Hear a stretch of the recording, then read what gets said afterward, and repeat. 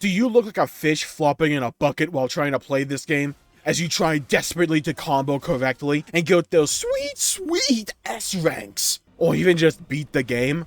Well, don't you worry, my friend, as I am here to break down Final Fantasy XVI to its base components and simplify everything to get you to play like an expert in no time at all, as you throw enemies into the wood chipper that is Clive Rossfield. Now, there will not be any spoilers, but I will be showing gameplay from one of the early stages in the game. So let's cover some basics. You have your 4-hit melee combo, and you can also shoot out magic. You melee with square, and you shoot fire or whatever element you have equipped with triangle. Basic enough, right? Well, your goal is to weave in a magic attack in between each part of your melee combo. Do not, and I repeat, do not button spam. Hit the melee button once, and then press magic at the appropriate time, and then back to magic, and do that. Spamming buttons will make this wildly inconsistent and not repeatable.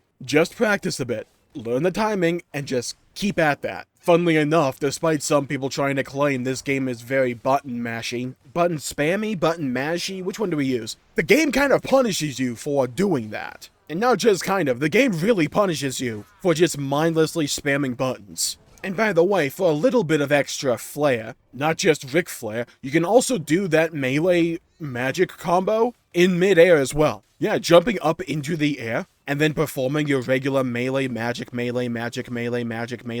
combo works as well. And some enemies are funnily enough large enough where they can still be hit in midair. Or you can even jump off the enemy for more airtime, and then do the same magic melee combo in midair, and you'll get even more points in the arcade mode we'll talk about later. That melee magic burst combo is your bread and butter. It's your meat and potatoes. It's your filler. That is what you will do when you are not dodging or using your iconic abilities. That is the base upon which your gameplay foundation is formed. Speaking of those iconic abilities, right now I have two forms, the basic ones, Phoenix and Garuda. And I like to use the two standard Garuda ones because they hit multiple times and do good damage to the enemies in regards to their will gauge. You are not trying to do HP damage to enemies with Garuda. That is something you have to bear in mind. You are going for big combos, and damaging enemies is will gauge. That will gauge is that yellow bar right below their HP gauge. It's what allows you to stagger enemies, more on that in a minute. Phoenix has quite a few abilities, some of which you get at the start, some you unlock later on. Those hit pretty hard, and I use them for mainly HP damage. But in a pinch, they do double for some decent will damage. But my advice for upgrades, as to what to focus on your gap closes. Both the Phoenix's dash and Garuda's Mortal Kombat get over here! And then try and master almost all of those regular techniques like magic bursting or burning blade, because those are kind of your foundational pieces upon which you can combo from and do other extraordinary measures from. So just master those, it'll make your life a bit easier, and then after that you can focus on your iconic abilities some more. And like I said before, Final Fantasy XVI is not button spammy. Get that out of your head. And if you think the game is button spammy, you have to really get that out of your head right now. Because Final Fantasy XVI is a game about timing and rhythm. Spamming buttons will animation lock you. It will make things imprecise. You won't be able to dodge effectively or combo effectively and reliably by just spamming buttons. Funnily enough, it's kind of similar to how Final Fantasy XIV's combat functions because, it's the Final Fantasy XIV team, at least Creative Business Unit 3. It's like a dance. There's a rhythm to it, and once you understand that rhythm, things flow and are way more effective. A dance isn't just about how many times can you hit a button within the first few seconds. It's can you hit the buttons at the right time, and precisely, without overdoing it. You can't just pirouette 15 times and hope one of them works. Melee, magic, square, triangle, square, triangle, square, triangle. You do that, you get your timing right, and all of a sudden, you're pumping out numbers, and you're pumping up your damage. Not just frantically spamming the melee button until the animation pops up, and then spamming magic until the fireball goes out. You need to break that habit, otherwise your timings will be off and you won't combo effectively, and you'll put yourself in positions to get hit and take damage that could have been avoided. Because dodging operates on the same principle here. Don't just be spamming the dodge button when the enemy begins its attack animation. Enemies may have wind up or delay, wait for the attack to go off, and then press dodge when you need to, and then counter with an attack immediately. That way you are dodging only when you need to, and you are attacking and comboing as much as possible. You will know when you dodge correctly because the time will slow down, and it will allow you to counter-attack. It's very easy to tell in Final Fantasy XVI when you are playing the game optimally, because you'll be attacking almost all the time, and when you're dodging correctly and you're dodging precisely, you'll get that slowdown as well, allowing you to do a counterattack. Each of your iconic abilities in the upgrade skill tree will show you how much damage they do, marked by the sword icon, and how much will damage they do, marked by the weird star thing. Use attacks that are specialized for will gauge to drain an opponent's will gauge down to capitalize on those stagger windows. Now, what is stagger? When an enemy's entire will gauge, that yellow gauge I talked about before, is depleted, they will be staggered, essentially stunned, until their bar fills back up and you can now unload ungodly amounts of damage upon them. And the more you hit them, the bigger your damage multiplier will become. So what I like to do is I like to use Garuda's Gouge ability at the start of an enemy stagger window to get that damage multiplier up to 1.3 or 1.4 or even ideally 1.5, and then drop some big heavy hitting abilities right before stagger ends for way more damage. It is a window where you can just unload on the boss, so capitalize on that. You can also slip into Limit Break when you unlock that during stagger windows for even more damage. Now, those are your basics. There are some more techniques you can utilize here and there, like using Ravage on Torgal, or hitting enemies with Burning Blade while jumping to knock enemies up into the air for aerial combos. But those are your basics, and you can build up everything around that. But you need to understand those basics and to get those down pat. You don't need to be a master at them to beat the game or anything, but if you want to be really good at the game, and to basically see through the matrix code, those are what you really need to nail down. Go into the Arete Stone, which is this stone in the hideaway that gives you access to a training hall. This instanced-off area where you can just fight whatever you want, customize their AI, and just test things out. No stress, no timer, no nothing. Just you basically in that time chamber from Dragon Ball Z where you can just practice what you need to, get better at it, and move on to something else. Break out of the habit of spamming buttons, and the game will flow from there. I had to break that habit myself, and I understand the difficulty. But trust me, once you do, the game is so enjoyable and just clicks. It just makes sense and feels incredible to pull off, since when you are timing your dodges, hitting your combos, capitalizing on stagger windows, you not only feel the difference, you can see the difference, as you're almost always attacking, doing damage, breaking will gauges. It's great. The game is extremely mechanically satisfying when you nail off those fundamentals. And now for arcade mode, because I love this thing. Arcade mode is optional, it's accessible from the Arete Stone we talked about, and it lets you replay certain stages, but this time, trying to aim for a high score, hence the name of arcade mode. You get a set number of consumables, to like potions and stuff like that, and your entire aim is to beat the stage and get as high of a score on all the legs as possible. Your aim here, and I need to repeat this, isn't to clear it the fastest, or even faster. This is not a speedrunning thing. You can make it if you want, but it's not by design a speedrunning thing. There's no timer.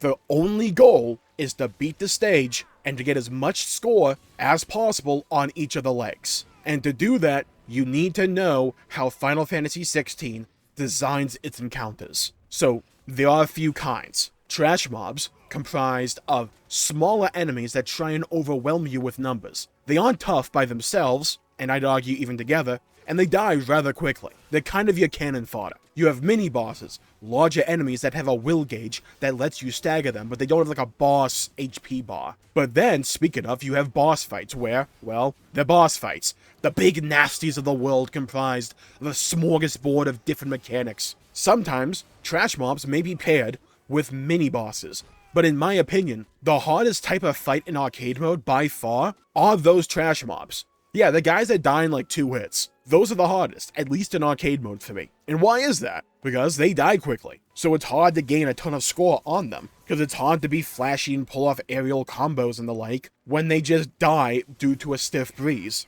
That is only really important for arcade mode, where it's not just a matter of beating the enemy, but how you beat the enemy to gain as much score as possible. You aren't on a time limit, and we're going to make use of that to our advantage here. When fighting those basic trash packs, those mobs that die quickly, take your time. That's honestly the best advice I can give. Don't feel the need to bulldoze through them to get to the next stage. Feel free to spam Garuda's Gouge ability. Once you ball up all the enemies for a big AoE, you can rack up a ton of score this way, because Garuda's Gouge is like a 3-point simulator. You get 3 or 4 enemies caught up in this thing, and it's just like watching the game's internal calculator break, as it has to calculate all the numbers. It rockets up quickly. But if you kill them too quickly, you might just end up with a C rank, or a B rank if you're lucky. But you take your time, let Gouge come off of cooldown, and maybe use it twice on each pack, well then all of a sudden, you're getting like 10 times as much score as you did before. And that lowly C rank you got before turns into an S rank. Despite the fact it feels like you're playing idiotically. It's very counterintuitive for those trash packs, but trust me, it kind of works. And later on in the game, I imagine we're going to get more abilities that just make this way easier. Mini-bosses and bosses themselves are far more straightforward, as honestly, the best advice I can give you here is to just utilize those basic tips I gave you before. Hit your combos, do aerial combos when you can,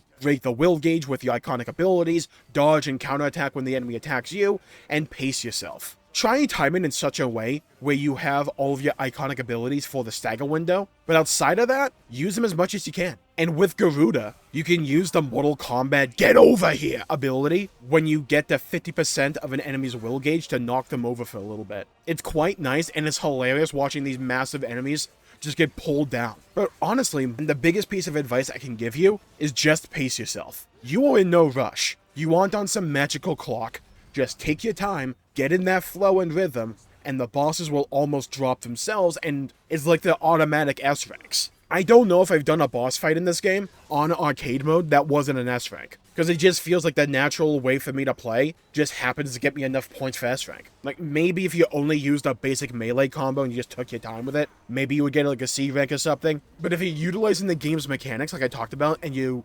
understand those basic instructions and those basic foundational layers we went over earlier in the video, you'll be fine. You'll gain enough points just naturally playing the game for S ranks in those encounters that have mini bosses or boss fights in them. It's really just those trash packs where you need to pay or at least play a bit counterintuitively as you wait for enemies to ball up together for AoE to be effective and for cooldowns to come back up, and just holding yourself back from killing them. I honestly try not to use regular melee combos on them. I just try and use Garuda's abilities or my Phoenix like charge, where I just gather them all in the tip of my sword and then go up for a big swing. That's one of the abilities you unlock in a few hours into the game. But those are what I try to aim for. And it may take a little bit of practice, but you can nail that down. And feel free to practice in the training hall. It's a great tool that's customizable for what you need it to do. You can set it to enemies of any type that you've encountered. You can have it so the enemies attack and have infinite health, so you can just time your dodges correctly, or time your combos, or try out whatever you want, including trying to do aerial combos, because those take a little bit to get used to. But once you get used to them, you feel cool doing it, and they're really fun. So take your time,